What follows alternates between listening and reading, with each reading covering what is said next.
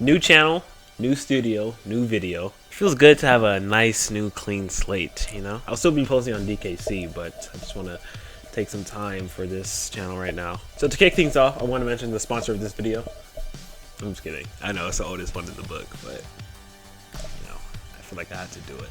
Anyway, I want to introduce you to somebody very important, someone very important to my life and very special, is Mr. Sony CyberShot DSC HX300.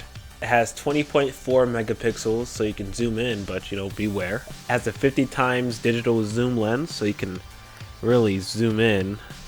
Look at that. That's pretty long. That's pretty long. And it records at 1080p resolution at 60 FPS. It's a decent camera. Lots of different options to be discovered because, you know, it's Sony. Our older cameras. This camera was made in March 2013. Some of the old Sony cameras have, you know, like a more complicated UI and menu. Well, I wouldn't say the menu is confusing. It's just like, you know, wow, okay. This was my first DSLR camera, and it did the job until I started using rental cameras like the Canon EOS Rebel T7i or SL3. I didn't come back to this camera until 2 or 3 years later. That's when I realized it could be more than just a face cam. As for the title of this video, I wanted to mention the difference between you and the camera. You see, right off the bat, it seems as if you can tell a million differences between yourself and the camera. But as you start to think about it more and narrow it down, you start to realize that without being too technical, there's not that many differences between yourself and the camera. We have eyes, the camera has eyes. We can remember things, the camera can remember things. And I'm here to tell you the difference between you and this camera is dependency. The camera needs you to function, but you do not need the camera to function. At least I would hope so. So I went out and tested how this Sony CyberShot DSC HX300 functioned compared to the Canon EOS Rebel T7i.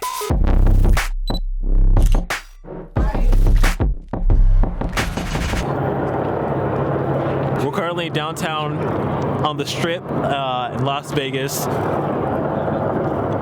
That's loud, are you serious? I think the news is currently filming. You guys don't want to go? Oh yeah. Oh, the elevator? Okay. I hate those, bro. I hate those crashes. The first picture taken was a CVS heart that isn't too micro identical, but I think it gets the job done. So right off the bat, what I noticed was how the colors are on the Sony CyberShot. The colors can get way more brighter and saturated when it has the opportunity to do so. Note that these cameras are released 4 years apart, yet it doesn't fail to show how 1920 by 1080 is really just 1920 by 1080. Now the T7i features 24.2 megapixels, so that's, I'm not gonna do the math, but now of course the megapixels may not necessarily matter the most zoomed out, but when you really get in there, you can see the difference if you focus hard enough.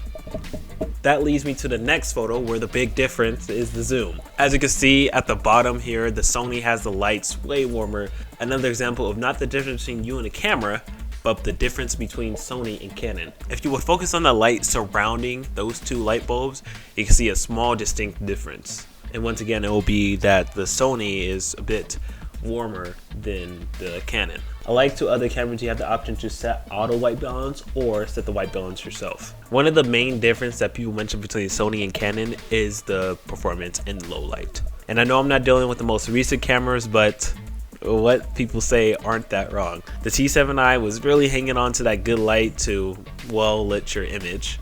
Another thing to mention about these cameras is that focus.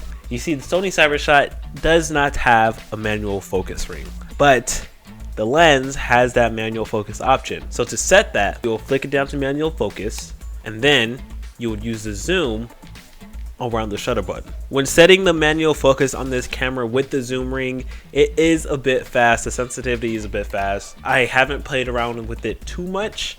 From the time where I did use it, I can tell that it was very kind of hard a bit to get that manual focus just right, because when manually focusing, you have to take some time and see if it really just focuses on the area you want it to focus in. I always wondered the purpose of 2 ways to zoom on this camera when I was younger. How did you feel about personally, me, I felt like today went all right. We got some good photos. We'll get back at you. So I got ice cream. We currently made it out to where we parked the car. Floor number 4. I say we got a pretty good job, don't you think? Oh yeah. I think we did. So just stay back there. All in all, I give the Sony CyberShot a 4 out of 10 and the Canon T7i a 2 out of 10. I'm just kidding, not serious. No, I just think that it was really fun to have a small group with me to help and produce this video along with the resources. It was really fun to just get out and go somewhere, so I'll definitely be doing that again. I feel like categories come into play when it comes to deciding which camera to go with. Both cameras are great cameras. Both cameras have that traditional DSLR look to them and can perform really well. I would definitely be using the Sony CyberShot again, not because the T7i is a rental, but because I know what it really does now, and I can say that I'm honestly glad I have it and that I know what it can do. I am proud and satisfied with how the images come out and the video comes out. I love it, I will cherish it, and I will use it for future videos. You see that, Sony? I just gave you guys the camera and good review. Not that I only enjoy recording those parts of the video at the trip, but I also enjoy recording this video now. It really is refreshing going into a new area, a new genre of making videos, and the reason why I stopped posting on DKC was that I was studying so much about cameras and filmmaking and everything in general. So I'm glad that I finally decided to make this big step in making a new channel and having to have 2 channels to upkeep now. But I can definitely see myself keeping this channel going for a while. So thank you guys for tuning into this video. I hope you guys enjoy it. I hope you guys actually learned something, and that is what I plan to do for the rest of my videos. I plan to give out at least one piece of information that somebody can take with them after watching my videos. I will also study more and learn more so I can get more out to you guys. Yeah, I think that's it.